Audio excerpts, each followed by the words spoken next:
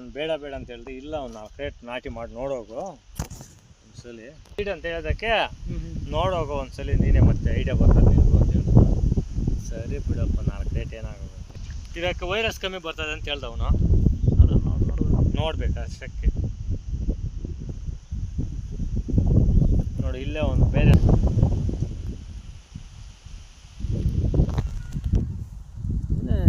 ಮಂದನೂ ಇದೆ ಪ್ಲಸ್ ಅಗ್ಲನೂ ಇದೆ.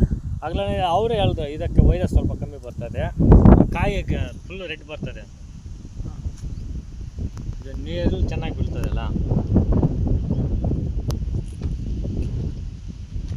ನೋಡೋಣ ಏನು ನಮಗೆ. ಯಾರೋ ಹೇಳಿದ್ರು ಅಶುತೋಷ್ ಯಾರೋ ಇಲ್ಲ ಇರಲಿ, ನಿಮ್ಮಂಥವ್ರಿಗೆ ಹೇಳ್ಬೇಕಲ್ಲ ನಾವು.